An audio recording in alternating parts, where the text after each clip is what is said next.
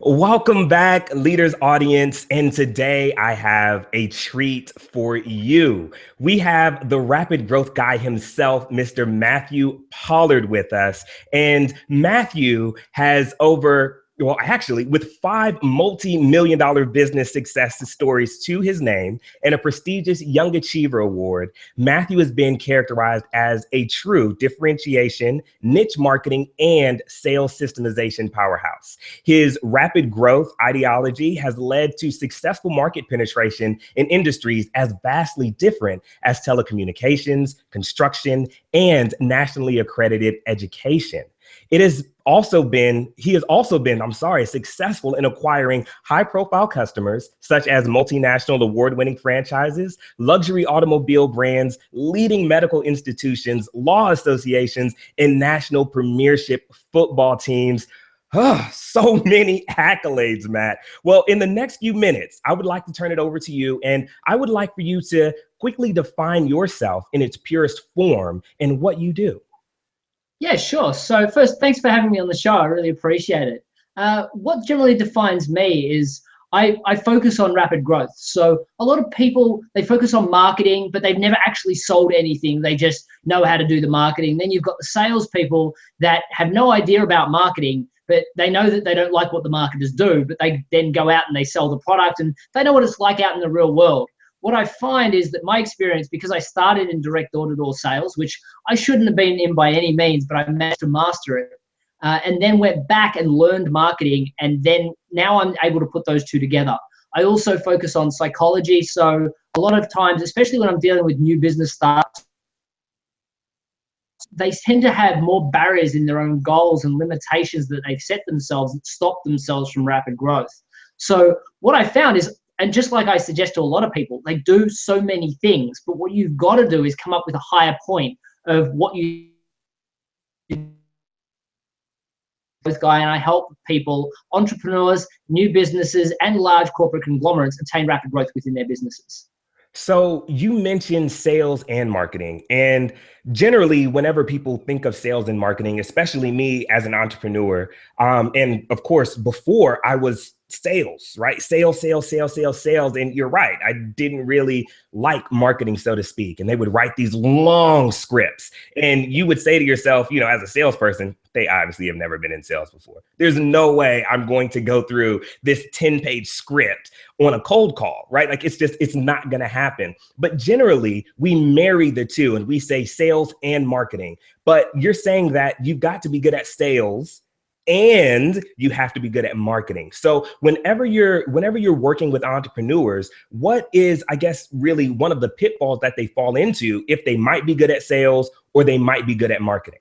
Well, the first thing is with entrepreneurs, they don't focus on either of them. Generally, what they have is they've got a strong functional skill. They've decided after a long time of working for someone else where they got sick of getting paid what everyone else did, and it was so much better, quicker, faster, more efficient, whichever way you want to put it, than everyone else. So they went, the hell with this, I'm going out of business for myself. Then they went, oh dear, I've now got to do my own budgets, my own financial plans. I've got to hire and train my own staff. I've got to market and I've got to sell. Well, the marketing and selling, they're like, well, no, if I get my product perfect, the customers will come to me. And that doesn't happen. So then they say, okay, now I've got to go to networking events. And you hear people saying, well, networking doesn't work. And then they try to sell, but they kind of don't enjoy that, and they feel disingenuous is probably the best word for it. They go out to events and they feel like they're talking to people that they wouldn't normally talk to, and they don't know quite how to frame what they do. So they come across feeling like they either have to be a hardcore salesperson or there's something missing from the mix, or they have to go broke. And those are the three choices they have to make. And a lot of them live with they believe that something's missing and they're hoping they find it until eventually they close their doors. Now, there are a group of people that live in that sales world that are naturally good at sales. And those people, even in their own business, will struggle because no one's done that marketing for them. I worked with a Sandler franchise recently who was charging $1,000 to do a 12-week program. When I got out a calculator and helped him work out his hourly rate, he's like, okay, I'm not charging enough. I'm like, yeah, no, you're not. But then he didn't know how to explain charging more. So there are so many little things within that. So in my belief, if you start with sales, you've already lost. But if you don't sell, well, then you're always going to lose. Of course. So the way I define rapid growth, I define it in 3 steps. It's create a message that's differentiated and unified, i.e. you do a lot of things, but you've had a lifetime to develop that knowledge. You need to explain it to someone in such a simple form like I do, rapid growth, as opposed to I'm a business coach, I'm a marketing expert, I'm a branding expert, SEO, I'm an NLP. Wow, it's confusing and boring and nobody cares, right? So the unified and differentiated message is first. Then you say, well, I could sell to everybody, but selling to everybody is selling to nobody. Or speaking to everybody is truly speaking to nobody. So as a result of that, you pick one defined niche. And this is where a lot of people get it wrong. They say, oh, I'll start to sell to one niche later when I specialize. But at the moment, any customer is a good customer. It's actually the other way around. Getting a customer is easier by specializing and knowing that genre of customer better than they know themselves. And then as you get successful, you step out. So you work out your packaging and pricing for that niche. And then comes sales. But at that point, you know what your unified message is. You know so much about that customer. Your packaging and pricing speaks directly to them. They kind of already want what you have to offer because you're speaking to the right group. Then sales is simple, and it doesn't come across as that hardcore sales that everyone talks about and everyone knows they hate. So let's break this down a little bit more, because you're talking about a message and you said it has to be differentiated and unified. So how do you break that down a little bit more? What do you mean whenever you say differentiated? How does someone put together a message that is based upon differentiation? So let's first discuss what isn't differentiated. I'm a business coach. I'm a sales coach. I'm a life insurance salesperson. I'm a ghostwriter. I'm an autoresponder man, right? I'm a podcaster. I mean, all of those, they're not differentiated. That's what everybody else does. And when you say that to somebody, they say, oh, I know what that is. And I know the sales pitch is about to come. So my response is going to be, oh, that's interesting. And then I'm going to pause and wait for them to say, and what is it you do? Because the last thing you want to do is hear a sales pitch from a business coach that, you know, is going to tell you the exact same thing as everyone else. So the step is really moving into that differentiation point where a person says, wow, I'd love to hear more about that. For instance, if I was to say I'm the congruency catalyst, or I'm the rapid growth guy, or I have no idea what that is. I have no point of reference. So now I have to say, oh, that sounds interesting. What exactly is that? Now I have the permission of the person listening to say exactly what I do and explain it, as opposed to saying, no, but you really, please listen to what I have to say. That's what ends up happening in networking. And sales and podcasts and blogs. I mean, people click and then they click off because there's nothing different. So let's talk about some real practical things. If we're going to roll up our sleeves, how would we do that? Now, I know that you saw me do this at the National Freelance Association. We spent like 45 minutes going through how to craft your unified message. But a lot of this is stuff that you can do yourself. I'll just give you the simple 5 steps for how you actually go through it. And the first one is really write down a list of all the people that you get great results for. Everybody you get great results for, write their personal names down. Then write down a list of every single person you make phenomenal money out of. Every time you get that person calls, you have, oh, I'm going to make some money today. Write those names down. That is step 1 of this 5-step process. Step 2 is when you look at these names, you will see similarities between some of these names in the type of customers they are. So what I want you to do is I want you to group those customers together. This is what we call customer segments in marketing. Step 3 is we get out a big red pen and a big blue pen. I just picked these colors because they're the 2 that are generally on my desk, right? You can pick any colors you want, but what you do need to do is with the blue pen, you need to circle all the people you get great reviews from, all those segments that you selected, that you get great reviews from, great testimonials from, great referrals from. Circle those groups. Then with a red pen, circle all the groups you make terrific money out of. What you'll notice there is you'll notice that there's probably 1, maybe 2, maybe 3 groups that have a blue and a red circle around them. Now that you've got those, what I want you to do is I want you to pick one. Why? Because I don't want you to sell to everybody. I want you to sell to one group that loves you and knows you service them better than anyone in the world. What you're going from is a person that sings your praises and you make great money out of, that knows you work with other groups too, to a person that knows you solely focus on them. They're going to recommend you to more people, they're going to pay you more, and they're going to have friends that are in the same industry. What we then do is we say, okay, So here's the functional thing I do. If I'm a ghostwriter, I write a ghostwriting book. If I'm a business coach, I coach them. However, here are the things above and beyond that I do. So this is step 4. Write all the things above and beyond that you do for that customer that no one else does. Now, when you heard me speak, Coy, you heard me speak about a girl called Wendy, who she owned a language academy out in California. And she taught Mandarin to people. And she really struggled with getting people to buy her services because there were so many other people moving into California from other states and from China that wanted to start their own businesses, and they were willing to cut their prices to the absolute bone just to get their first clients, like any entrepreneur out there is willing to do. So she was charging $50 to $80 an hour, and she struggled ridiculously to get clients for that anymore because other people were willing to charge $30 and $40 an hour. She was losing some of the customers she had as well. So she came to me and she said, why is it, she came to me and she said, how do I compete in a crowded market where everyone's cheaper than me? And I said, well, stop trying to compete. Go and find a market of your own. Let's avoid the battle altogether. I noticed there were 2 clients she helped with so much more than that. She helped them with understanding this concept called Galaxy, which is the American version of rapport.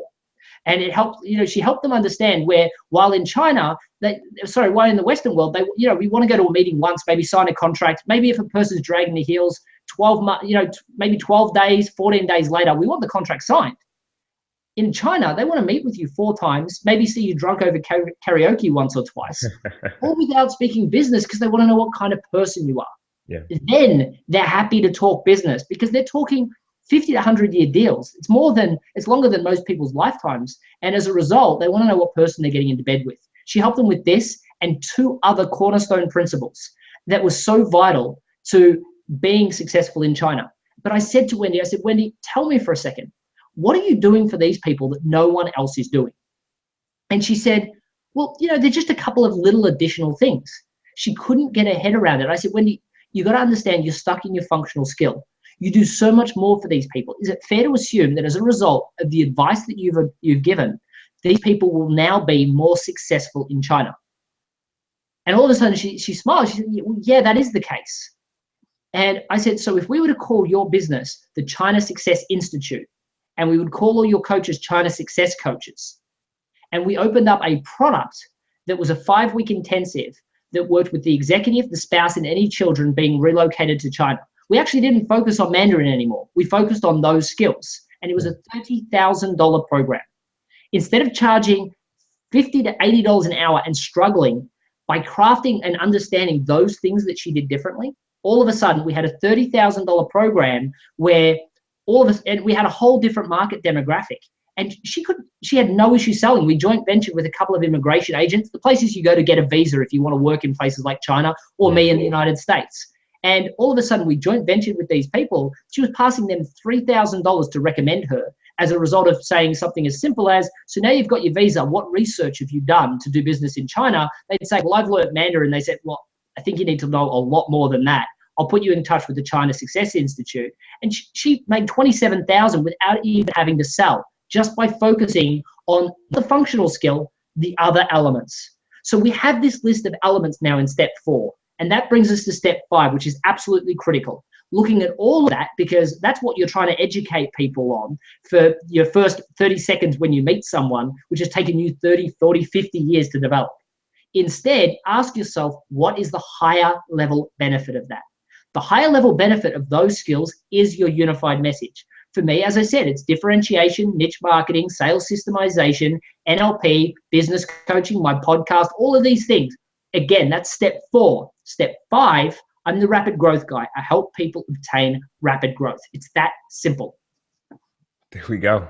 Wow. Okay. So now that we understand differentiation and a unified message, take us to that next step, which is sales systemization, right? Because of course, on your blog, you say, and I want to make sure that I'm quoting this right. A well-trained salesperson shouldn't need to sell. It should be a progression from step to step to step that just migrates into a sale. So with that, take us to sales systemization, right? We've got so many people out there who don't have a functional skill at selling, and they feel like selling is almost a nasty word, that it's a dirty trade, right? You start to think of the car salesman or the individual at the furniture store who just won't leave you alone when you're coming in to look at a new bedroom set, right? Yeah. So how do you get into sales systemization and essentially make a system out of selling where things are just moving from step to step to step, and then it just naturally migrates to the sale? So the first thing is understanding that it is steps. I think the problem with a lot of entrepreneurs is that because sales is this so-called dirty word, they don't want to spend any time learning it because they don't want to do it. And as a result, when they have to sell, it's kind of like, so here's my features of my product. Would you like to buy from me? And then it's, as we get slightly more desperate, it's, why won't you buy from me? I kind of feel uncomfortable having to do that, but we forced ourselves into that box. So firstly, I've never really done a hard sell. And I couldn't tell you the first thing about doing a hard sell. Why? Because in my view, if you have to do that, you're a really bad salesperson. Now, the focus for me is always first understanding your niche market. Okay, you should know them better than they know themselves. Okay. When my last business, I started a school, and predominantly what we did was we sold to tradespeople on a trade site. So if you were building a house, that was my ideal customer: plumbers, electricians, people that put tilers, tilers, builders, everything, right? Those are the core focus of our attention. So when they told me they didn't have a problem, I said, oh, that's interesting, because most people in your industry generally suffer from this problem, this problem, and this problem. Are you sure you don't have any of these? And they'd say, oh gosh, if somebody else has told you, yeah, sure, I've got that exact same problem. Please help me. Where everyone else that didn't understand the industry would go, ooh, don't know what to talk to you about at this point. I guess I'm going to have to do the hard sell. Here's why you need education. We grew from no students to 3,500 students in 3 years just by telling them exactly what they wanted to hear, because we crafted our product exactly for them. Therefore, how could it not be what they wanted to hear? Yeah. Then when we got to sales, it was simple, because we would ask them questions that we already knew the answers to, because 1,000 people before them had answered the exact same way. And as a result, we always transition to a sale. So it's a lot more about step 1 and step 2 than it is about step 3. And what I'm going to give you some great stepping stones for a sale in a minute.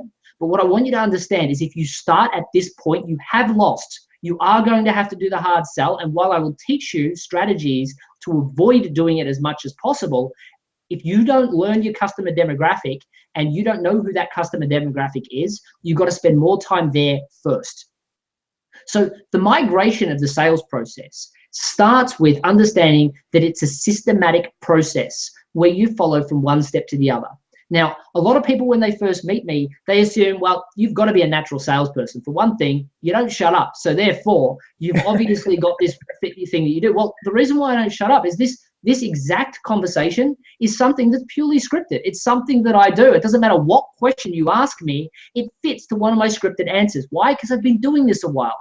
I've practiced. But when I first started in sales, I can tell you this was my trajectory. I started with a reading speed of a 6th grader in late high school. I had no idea what I wanted to do with my life. I just knew that university wasn't a fit for me right now. Now, I've since gone back and I've done my MBA. I was lucky enough to get invited to go and do an MBA without doing an undergrad, just because of the success I've had in my businesses. Nice. At that stage, if you had said, hey, go to university, I was going to do it. My father saw it in me. I wouldn't have survived. It took everything I had to get through high school. So I went and took a job at a real estate agency, not to sell, to hide away in the back to figure out what the hell I wanted to do.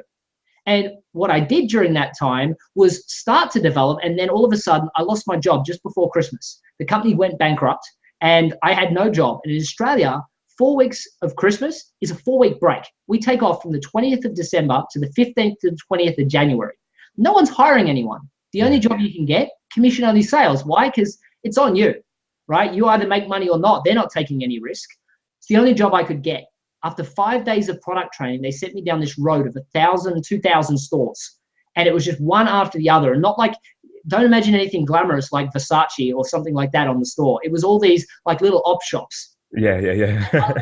93 doors. And it was 93 doors of rejection, 93 doors of getting told to get a real job, which, I wish I had at that point, because I felt horrible. By the 93rd door, I made my first sale. And I remember being so excited. I made $70. And I was excited for about a second. And then I remember thinking, oh God, I've got to do this for the rest of the year. And that wasn't acceptable to me. So I went and I learned how to sell using YouTube. The first thing it taught me, and this advice I'm giving you is advice from me watching hundreds of hours of YouTube. But you can get this information off YouTube. It's not just cat videos. There's a lot more than that just there. The power of podcast, right? You got people, I've done podcasts on this before. Other people have as well. People that tell you, oh, just say this and just say that, or here's this one thing. They're helping people that are extroverted people just tinker. The first thing that you need to understand is that it's all based on a series of steps. The first thing you should focus on is learning how to develop rapport. I'm not a naturally funny person, but if I was going to be a comedian, the first thing I would do is I would learn improv, and I would learn about how to be funny, right? I would learn how to have conversations that were slightly humorous. For me, that's not my focus. For me, I'm built on building long-term relationships with people. So I notice things in their store. I'll have conversations with where they're struggling right now and what's happening in their business, and I'll develop a rapport relationship there. But if you start with, hey, here are the features of my product, they'll say, hey, cool, there's the door, or there's the end of the phone call, right? So the first thing you want to focus on is getting the rapport with the client. Then the next thing you really want to focus on is making sure that they understand that there's an agenda. I'm not this person that's just started at this. Here is the procedure that I follow when I speak to somebody. Why? Have you ever been to a seminar or anything like that, Coy, that they get up and they start talking and you kind of don't know where they're going? Definitely. How annoying is that? It's super annoying. I have no idea where you're going. I don't care about what you're talking about. What I am doing is I'm looking at my phone. I'm looking at my watch and I'm looking at my phone and I'm wondering when you're going to get off. Then somebody else gets on and they say, I'm glad everyone's here. Today, I'm going to talk to you about this topic. And the format is I'm going to talk about this, this, this, this, and this. And the objective is to get you to this outcome. Now let's get to work. And then all of a sudden, oh, let's listen. They could have half as valuable things to talk about. But because they got you engaged, you'll walk out going, that person, sensational. So you want to set the agenda. You're going to say, so what I'm going to do, if it's okay with you, is I'm going to ask you a few questions first, just to understand a little bit more about your unique situation. And then what I'm going to do is I'm going to see if I can tailor a solution specifically for you, or I can then see whether or not there's anything I can do to help. Is that okay?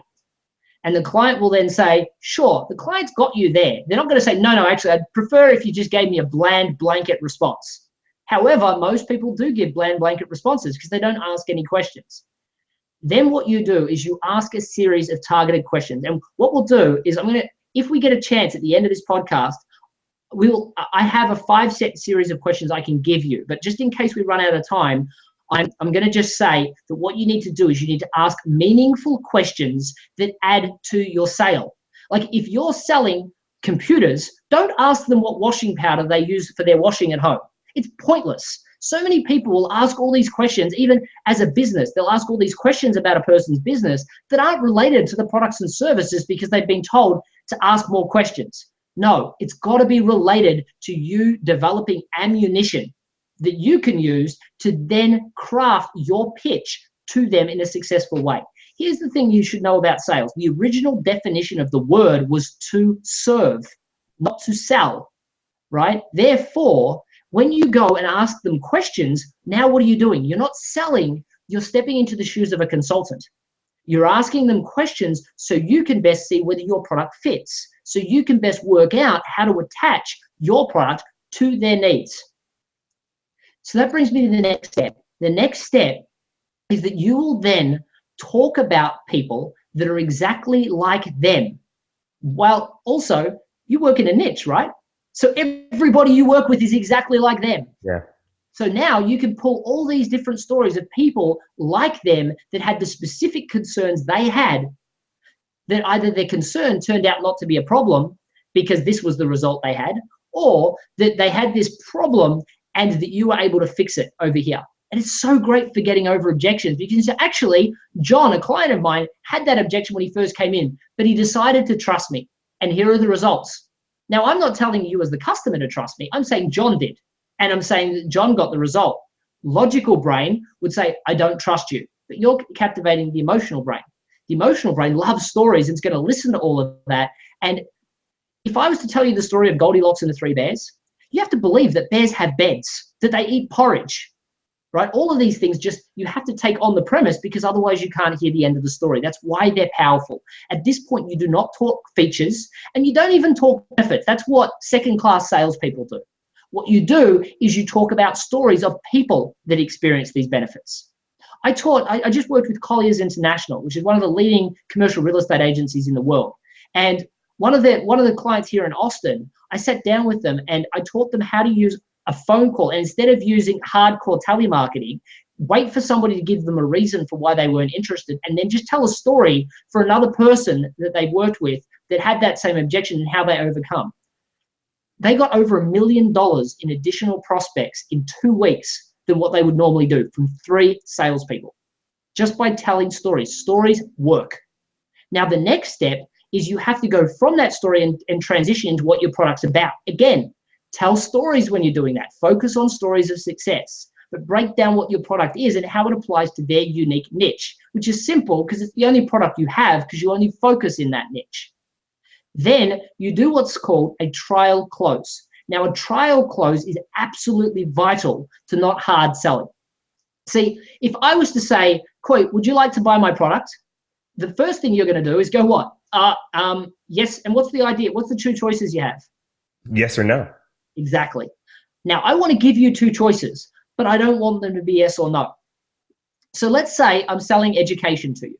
I'm going to ask you, so Coy, based on what I've told you, what do you think would suit you best? Would it be more of a day course or a night course? There you go. It would be a day course, Matt. Perfect. So by just saying that it's a day course, I now know how close you are to the decision-making process. Because what will happen if you're thinking of not buying from me or thinking this isn't a fit, the first thing you're going to say is, Matt, I'm not even sure if I want to do this yet. So I'm not sure if a day or night course is going to fit. And my response would be, look, I perfectly understand that, Coy, and the last thing I want to do is waste any of your time. But for me to explain the next element, I need to know whether a day or a night fits. Because if it's a day course, it's got a different process to how we work with you than a night course. And I just want to understand what I need to explain.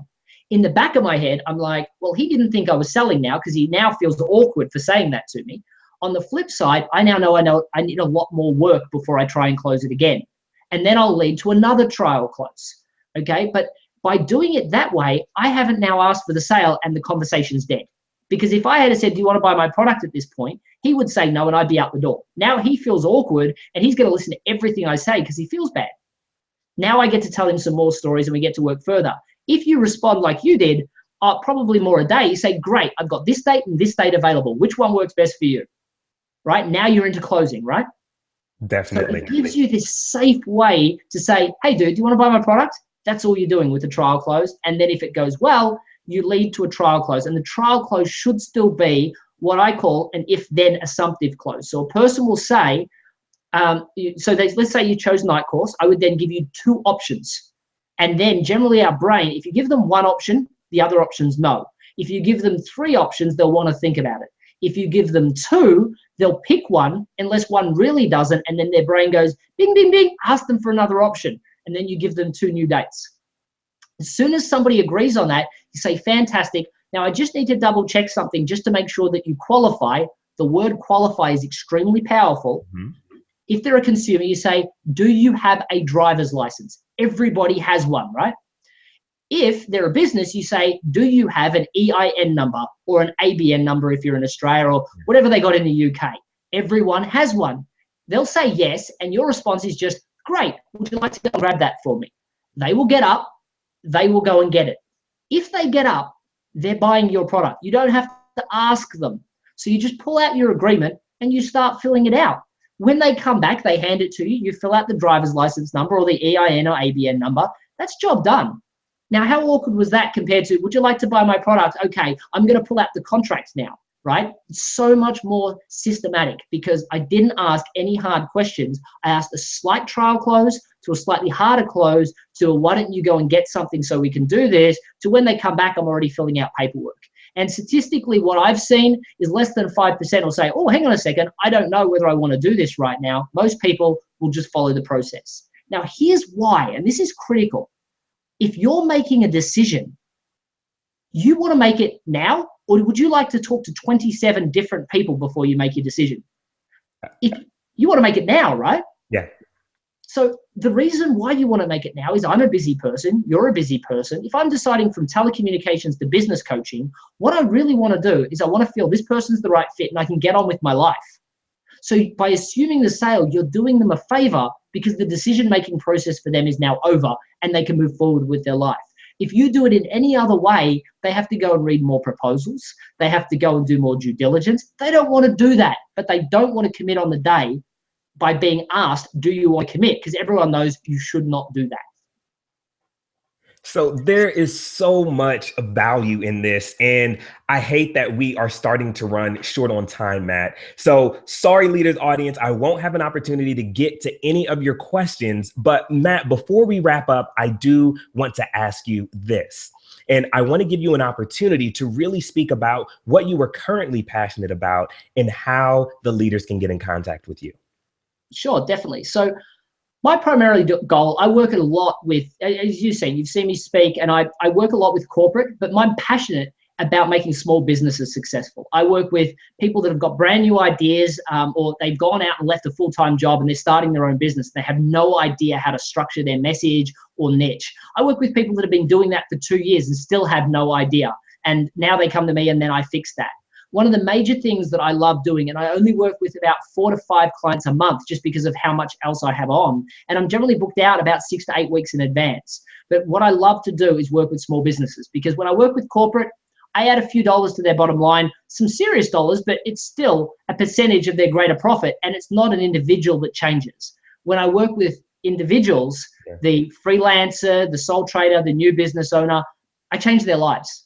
And I love that more than anything in the world. I get text messages from people saying, I've paid off my college debts and my student loans and my medical bills finally, after having this hard track to success. I grew up in a really poor area, not poor by a lot of standards that I've seen in the world, but poor by my standards. And what I seem to have found is that generally people are fantastic at what they do. This tiny little thing is getting in their way of how they do it. So if you're asking the question on how people can get in contact with me, the best way to do it is I would hop on matthewpollard.com/growth. In there, I talk you through 13 emails. I will talk you through exactly how you embed rapid growth into your business yourself. Now, on top of that, at the bottom of those emails, there is an opportunity to talk to me directly for 30 minutes. Now, those, I have to be honest, it takes about 6 weeks to get a call with me because I am booked out. However, that is all about providing value. And you can see testimonials all over my site. I don't try and sell product during those calls.